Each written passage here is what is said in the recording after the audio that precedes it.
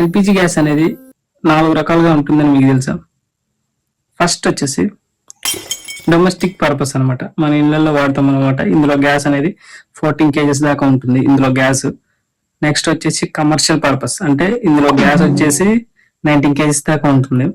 ఇది ఓన్లీ రెస్టారెంట్లలో, హోటల్స్లలో, చిన్న చిన్న షాపులలో, టీ స్టాల్లలో ఇక్కడ యూజ్ చేస్తారనమాట. వీటిలో ఇందులోనే 5 kg సిలిండర్ కూడా ఉంటుంది అనమాట. కొంచెం కాస్ట్ తక్కువ, 90 kgs అంటే కొంచెం కాస్ట్ ఎక్కువ. నెక్స్ట్ వచ్చి 2 kg సిలిండర్ కూడా ఉంటుంది ఇందులోనే కమర్షియల్ పర్పస్ లో. దీంట్లో సబ్సిడీ ఏమి ఉండదు, ఓన్లీ డొమెస్టిక్ దాంట్లోనే సబ్సిడీ ఉంటుంది. థర్డ్ వచ్చేసి పెద్ద పెద్ద ఇండస్ట్రీలలో వాడతారు అనమాట, పెద్ద పెద్ద కంపెనీస్లలో. ఇందులో ఎక్కువగా పెద్ద పెద్ద ట్యాంకర్లలో గ్యాస్ అనేది స్టోర్ చేస్తారు. వీటికి సపరేట్ గా ఉంటాయి అనమాట ట్యాంకర్లలో, అందులో స్టోర్ చేస్తారు. నెక్స్ట్ వచ్చేసి కార్స్లలో, ఆటోలలో, వెహికల్స్లలో యూజ్ చేస్తారు ఎల్పిజి గ్యాస్ అనేది. ఈ వీడియో ఇస్తే లైక్ చేయండి, షేర్ చేయండి, సబ్స్క్రైబ్ చేయండి మన ఛానల్ ని.